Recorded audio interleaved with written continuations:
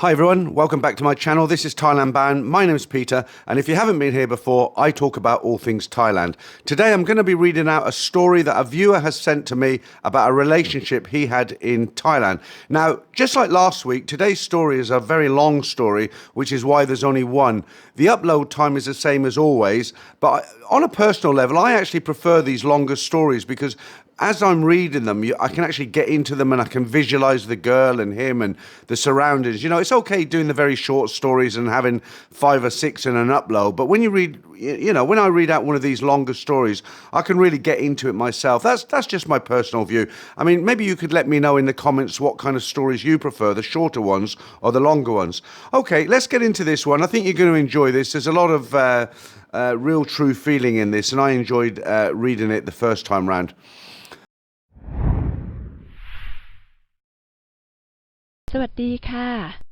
After spending 4 amazing days in Bangkok, I took an early morning cab down to Pattaya and arrived at my hotel 4.5 hours before my booking in time. I'd reasoned that crawling through Bangkok in a taxi during the rush hour wasn't going to be as much fun as arriving in Pattaya stupid early. Simply because I could always sit on the beach longer with an early morning beer in my hand for a few hours if I needed to kill time, which was preferable to sitting in a taxi for hours on end.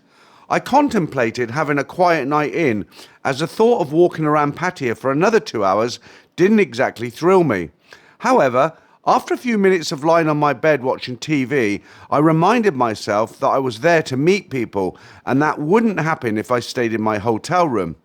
And I'm really glad that I did go out that night, because I met a very nice woman who I was to spend the next 3 days with. I left the hotel and started to walk over to Beach Road. By now, it was getting on for 8 p.m. and I was starting to enjoy the atmosphere of being back in one of the world's most famous party towns. If you've never been to Pattaya, but you like the idea of spending time with beautiful women, then I would very much encourage you to go there. However, the best experiences are to be had without your wife or girlfriend tagging along. So I'd recommend that you travel there either by yourself or with a few male friends. As I walked along Beach Road towards Walking Street, I saw several ladyboys and several slightly plump older women. My goal was to meet a younger woman who was still in good shape, who I liked the look of, and within just a few minutes I saw someone who fitted the bill. She was standing on the beach with an older lady, and I immediately walked up to them and said "Sawadee Krap" to them both. They both replied politely in Thai. I then asked the younger of the two women if she spoke English, and she said a little. I asked her how old she was, and she told me 25. I worked out later that she was actually at least 28, but she could easily have passed for 25, so it seemed about right. I then asked if she would like to spend a short time with me, and she agreed and told me the cost of her time was 1,000 baht. I was shocked at this, as it seemed very low, but I wasn't about to argue with her, so naturally I agreed. Her name was Champoo, and after saying goodbye to the older lady, Champoo found us a motorbike taxi that would take us to my hotel. Having learnt my lesson, I showed our driver a screenshot of my hotel's location, and we went straight there. You see, I'd been lost earlier. Silly, I didn't take a note of the street name. There were 3 of us sitting on the scooter, and I sat behind Champoo and gently held onto her waist as we sped through the city. We reached my hotel in just a few minutes, and after dropping off her ID at the hotel's reception, Champoo and I took the lift to go up to my room. I'd been a little quiet between us since we'd left the beach because I don't speak any Thai and Champoo speaks very little English. However, the non-verbal communication between us was going okay, and I was pleased that she was starting to relax with me. And I said jokingly, "Thank you." I offered Champoo a beer from my fridge, which she accepted. I soon found out that this beer wasn't her favourite beer, which was Chang, and which was the only beer that I bought for us from then on. Soon after that, we took a shower together and we enjoyed ourselves for a couple of hours. Even though she had limited English, I liked Champoo and the energy that she gave off. So before she left, I asked her if she'd been happy to spend the next few days with me, and she happily agreed. Through Google Translate, she told me that the cost of her time was 3,000 baht per day, and she said for that price, she'd stay until I kicked her out. I chuckled when I read the translation because from my point of view, that wasn't very likely to happen.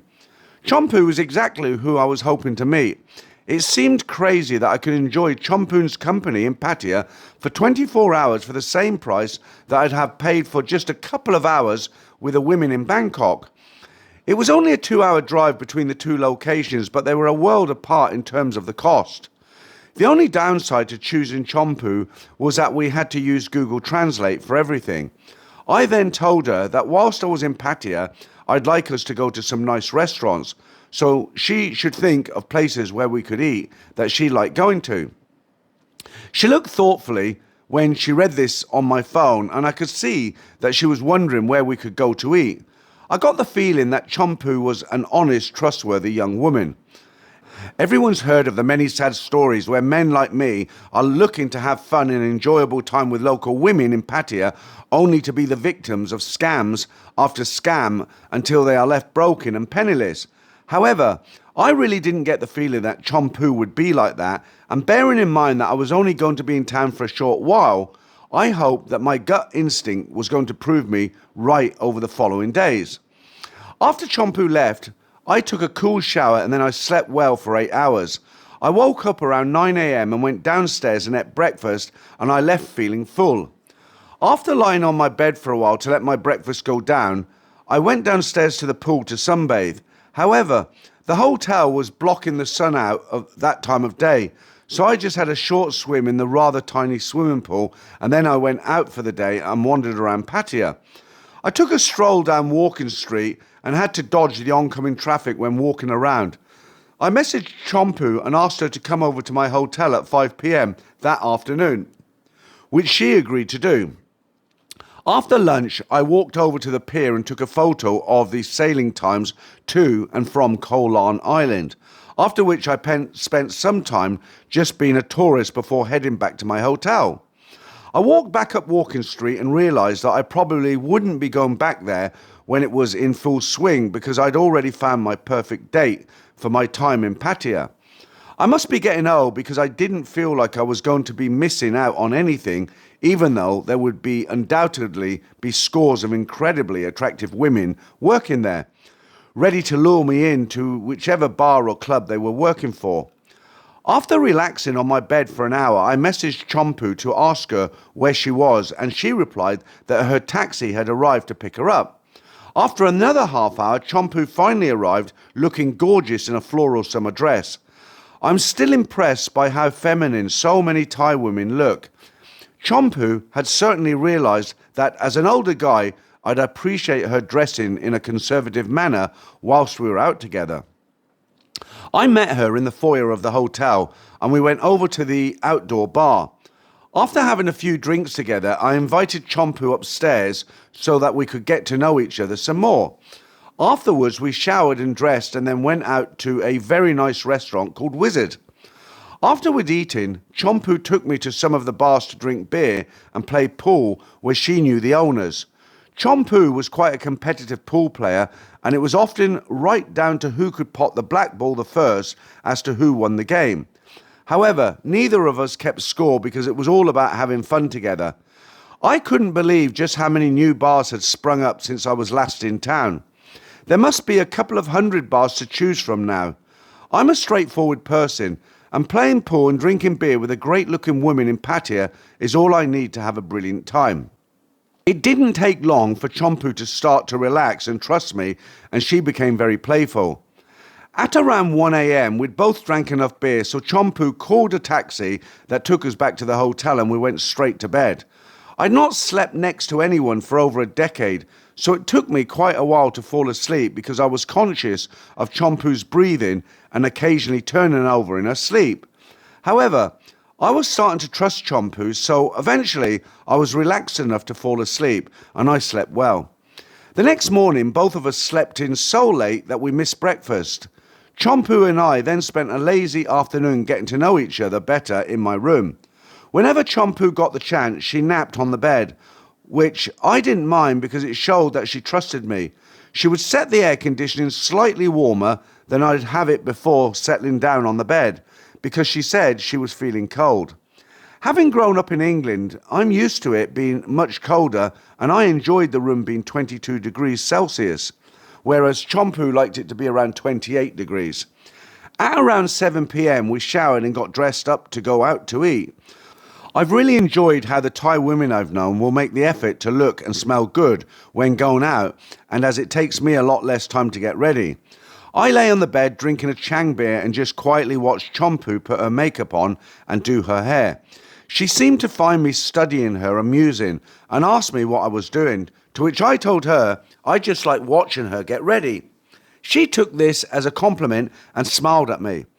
After eating at another restaurant that Champoo wanted to try, we went to another bar where Champoo knew the owner, who was a woman who I guess was in her late 30s. Whilst I was chatting to the owner, she let slip that she'd met Champoo when they'd both worked in Bahrain together 10 years ago. This was news to me because Champoo had told me she'd only been working for a few months. Champoo was standing next to me when the women told me this, and I could see Champoo had understood the word Bahrain and she wasn't happy I knew about this. However, there wasn't much she could do about it, so she immediately said, yes, in Bahrain 10 years ago. This would put Champoo's age at around 28, assuming that she was 18 when she went there. I was a bit surprised that she may have been doing this work for a decade, but I wasn't there to judge her, and we were having a good time together, which was the important thing.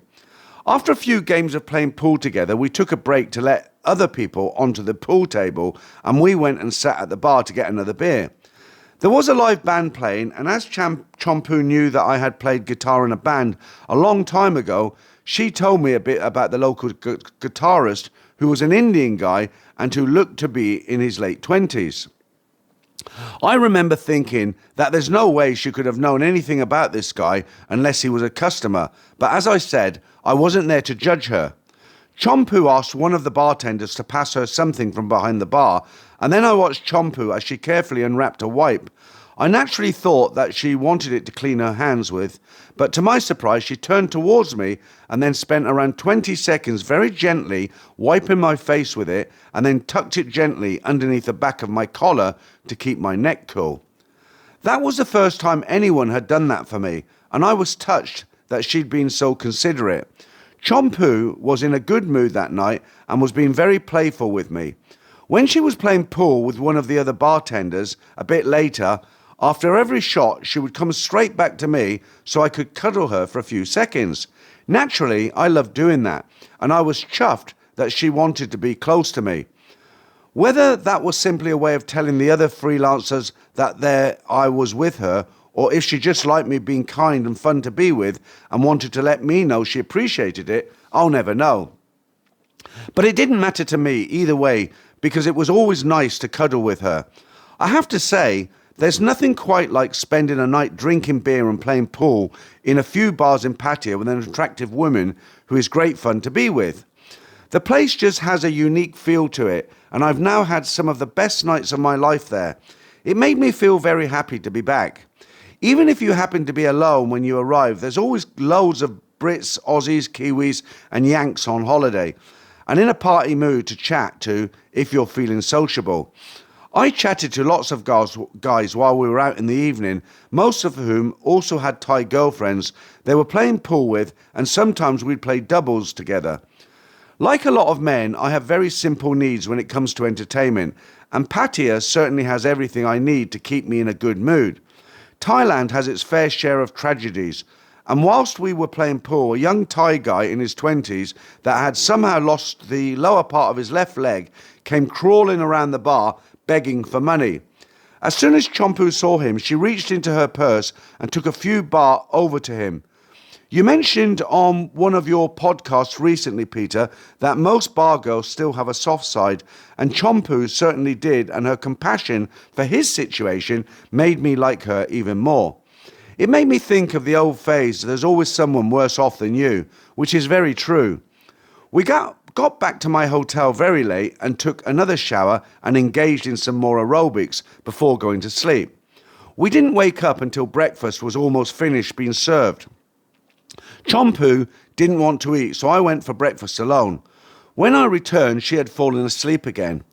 On our third night together, after playing pool and drinking beer for a few hours, Champoo took me back to near where I met her on Beach Road, and she brought some kind of dessert and a large beer each from a street vendor, and we sat on the beach for an hour and talked.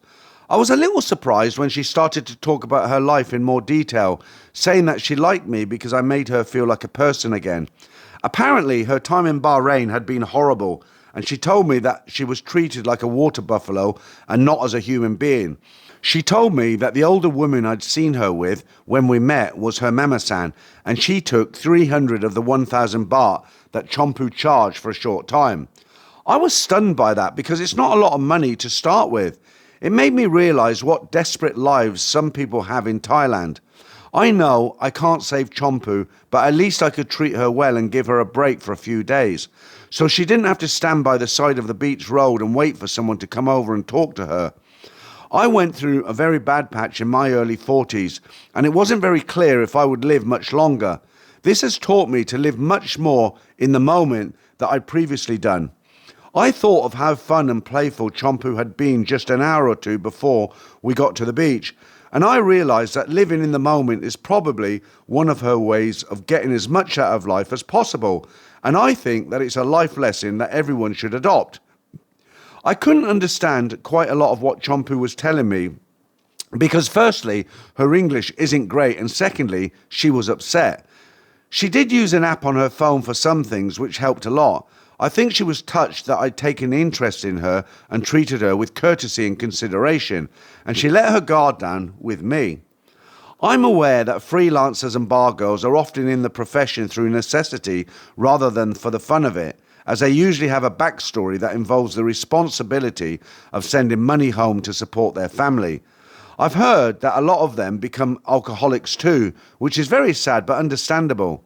I'm not a counsellor, but it was clear that Champoo's dark history when she was a teenager has left quite a lot of psychological trauma, and she agreed with me when I suggested that it must be hard work constantly having to be putting on that happy smiley person that her customers want to see, regardless of how much stress she's under to make enough money for herself and her family to live on. After all, few men would want to spend any time with a woman who was obviously distressed. So she adopts a cheerful charade when she's working. However, by me talking about this aspect of her work with her, Champoo could tell that I was open to her being her normal self, and ironically, that's what allowed her to relax. The next day, Champoo woke up in time to join me for breakfast, after which we went over to the island of Koh Lam by speedboat and spent a very enjoyable day having nice meals and relaxing on sun lounges on the beach. Champoo was in quite a naughty mood when we were in the water together, and by being so cuddly, she deliberately made it impossible for me to leave the water and walk back up the beach with her until I'd calmed down a lot, which she found hilarious. After being so serious, when we were on the beach the night before, she'd easily reverted to being the fun, flirtatious girl that she knew I liked being with, which was perfectly fine by me. I'm guessing that Champoo had been to Koh Lam many times with different customers, but she never mentioned this, and like a true professional, just let me decide where we would eat and where we would go on the island. When we got back to my hotel around 6 p.m, neither of us felt hungry as we'd eaten well on the island. Champoo watched TikTok videos on her phone and then started dozing on the bed as I quietly started packing my bags ready for my departure early the next morning. At about 10 p.m, Champoo woke up and said she was hungry and asked if I was too. I told her that I wasn't, but I'd sit with her if she wanted to find somewhere to eat. Champoo ordered a taxi and we went to a restaurant. It was about 10-minute taxi drive inland from the hotel, and I was only one of 2 Europeans in there. When we sat down, Champoo ordered her food, and I was amused to see that it was brought over to our table by a robot on wheels. When our food arrived, I started to wonder if Champoo had invited some of her friends to join us because there was enough food for about 4 people. I was surprised that she had ordered this amount of food because I'd already told her that I wasn't hungry. Champoo proceeded to load the food into the pots and pans that someone had brought over to our table and cooked our food to her satisfaction. I felt obliged to eat some of the food even though I wasn't hungry. Champoo was on her phone as we were eating, which wasn't unusual. But it turns out she was ordering more food and not on social media. The extra food arrived and I started to wonder if her trip to the restaurant was being seen as her last chance to get a decent meal out of me before I left the next day, which I found a bit disappointing. I needed to ask a few questions about the restaurant, and for the first time ever, Champoo let me piggyback onto her phone so I could access Google Translate. Even after Champoo had eaten as much food as she possibly could, there was still loads of food left, which was slightly annoying because it was unnecessarily wasteful. I paid the bill, which was around 1,000 baht, and we left the restaurant by that time. It was past midnight, and as we were walking away from the restaurant, Champoo realised that her phone had died. She'd forgotten to put it on charge when we got back from the beach, and as I had to rely on Wi-Fi from the hotel whilst I was in Thailand, I couldn't order a taxi to take us back to my hotel either. We crossed over the dual carriageway that led back towards Pattaya and started to walk the 3 or 4 miles back to my hotel. I quickly worked out that we would probably get around 2 hours sleep if we had to walk all the way, which wasn't my idea of a good night's sleep.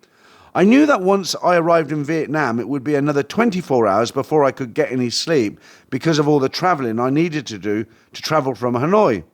So getting a decent night's sleep before my flight was important. After a short time, however, a taxi that had sped past us pulled over at the side of the road and then reversed around 200 metres back up to us. I told Champoo to follow me as I jogged over to the taxi. Champoo spoke with him and he was going to charge me double the amount that it had cost me to get to the restaurant. Champoo turned to me and said, "Too much," but I asked her with a smile if she'd like to walk back to the hotel whilst I used 2 fingers of my right hand to imitate a walking action on the palm of my left hand. She soon realised that I was happy to pay the 200 baht to get us there if it meant that I'd get an extra 2 hours sleep. So we jumped into the taxi and sped off. Generally speaking, I really don't mind paying a few hundred baht more per day in various taxi rides or meals because I know that for the most part, Thai people struggle each day to make a living. Thankfully, I don't have to struggle like that. So I really don't mind paying a few more baht over the odds each day to those people I meet if it makes their lives a little easier. I want tourists to be seen as a positive thing in Thailand, even though some of the time I'm sure we're seen as more trouble than we're worth, often due to our ignorance of local traditions and local culture. When we reached the hotel, I was happy to go straight to bed. I woke up still feeling tired the next day, probably because I'd only had a few hours sleep and because I knew that I'd be a long time before I was able to sleep anymore. When it was time for me to leave the hotel to arrive to the airport at Bangkok, Champoo was sad that I had to leave. I felt sad too because I'd really enjoyed our time together. Champoo is by far the most playful person I'd ever met in Thailand, and if I go back, I'll definitely arrange to see her, if she's still there. Before we left my hotel room, I gave Champoo more money than I'd agreed to pay her for the 3 days we were together. She thanked me, but she didn't count it and just put it in her bag. If we'd not gone to the restaurant the night before, I'd have been able to give her the 1,000 baht I'd spent there.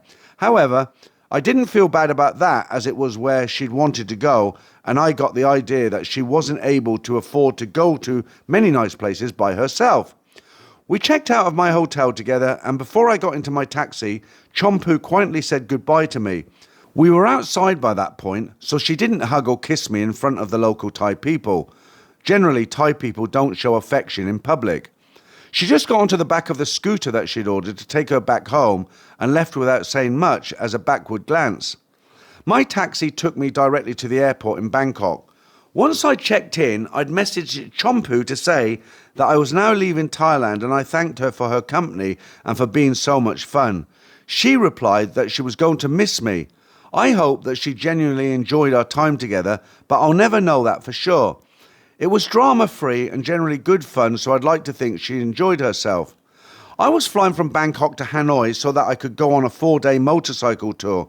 It was famous, apparently, and pops up on any top 10 things to do in Vietnam list that you put into YouTube. I'd not ridden a motorcycle since I sold my last bike in 1999, but thankfully I didn't fall off or have any other types of incidents during the tour. The motorbike bikes turned out to be scooters, though, which I didn't think was suitable for the off-road stuff that we'd be doing. So I paid extra to be able to ride a 150cc Honda trial bike, which was almost exactly the same model that I'd learnt to ride around disused gravel pit when I was a teenager. It turned out to be a great tour, and I met lots of very good people who were also looking for adventure. We saw loads of great places together while riding through the mountains of northern Vietnam during the days, and then played pool together, ate lots of good food, drank lots of beer, and sang loads of songs in karaoke bars during the evening. We had a very tight schedule to keep to, so I didn't get to meet any Vietnamese women during the tour, which is why I've not included this experience in my story. I received a message from Champoo in late March saying that she misses me and she was feeling sad. Apparently, she has not had a customer for 3 days and she was feeling stressed because there were no money coming in. I've no idea if that was true or not, if she was simply trying to get money out of me. But I chose to believe that she was telling the truth. She sends new photos to me of herself each time she messages me. One of her messages asked me to go back to her celebrate her birthday with her. Champoo is from the north of Thailand on the Laos border, and she said that she doesn't have many friends in town to celebrate with. I guessed that it would be her 29th or 30th birthday, and I felt bad that I wasn't able to go back. I replied that I couldn't go to see her now, but I was planning to go back to Pattaya in autumn 25, and I would see her then. After a bit of deliberation, I decided to send her 3,000 baht for her birthday, which was coming up at the end of March.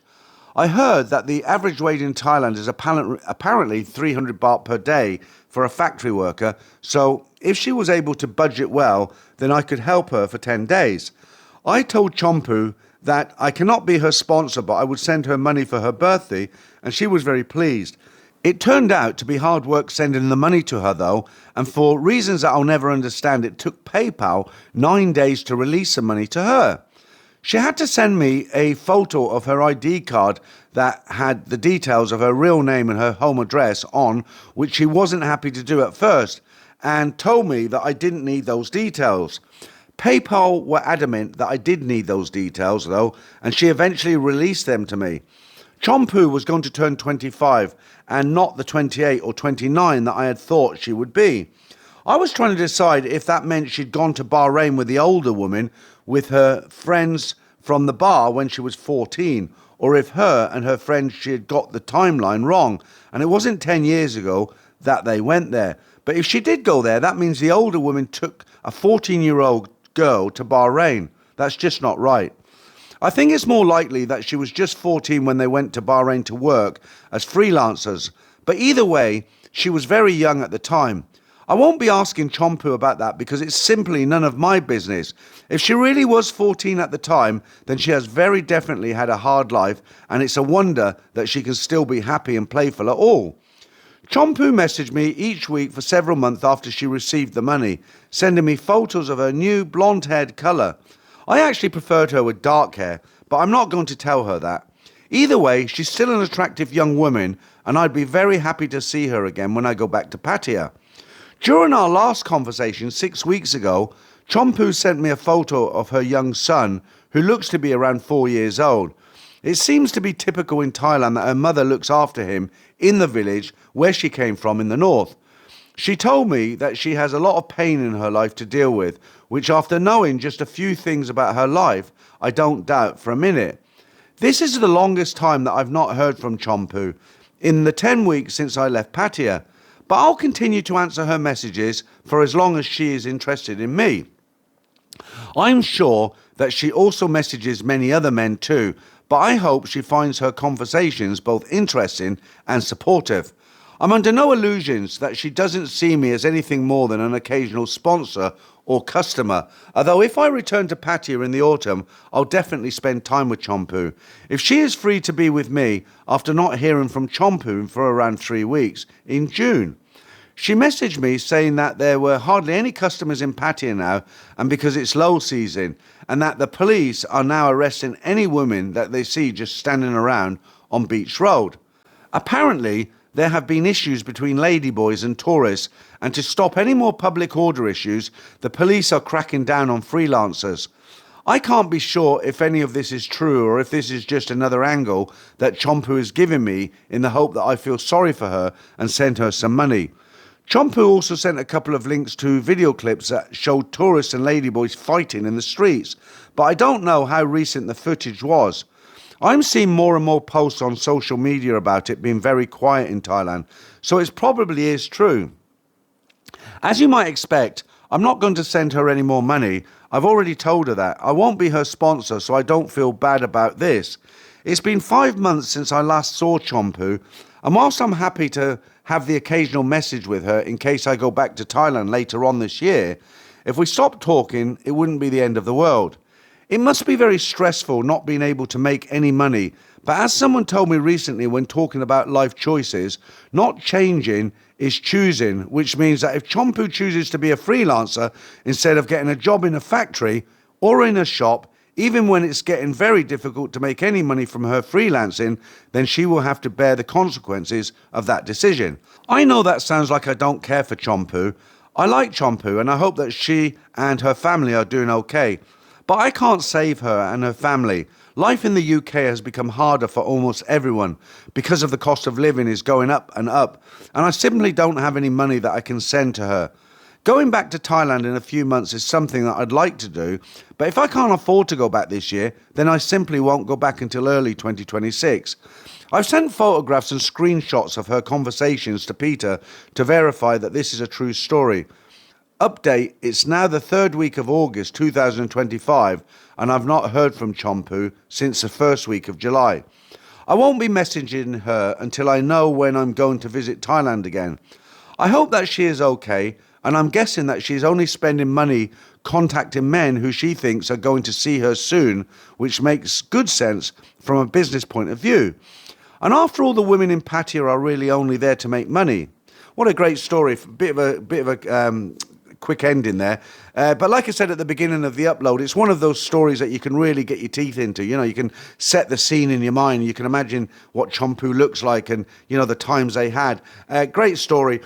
Look, guys, if you've had a relationship recently or even not recently, anywhere around the world, it doesn't have to be Thailand. This is Thailand bound, but any interesting story, anything quirky, I'd love to read it out on the channel. I'll change names. I'll make it anonymous and you two can hear your story read out right here. But for now, that's it for this week. Thanks for listening, and whatever you're doing in the week, have a really good week. Thanks again, guys. I'll catch you next Saturday.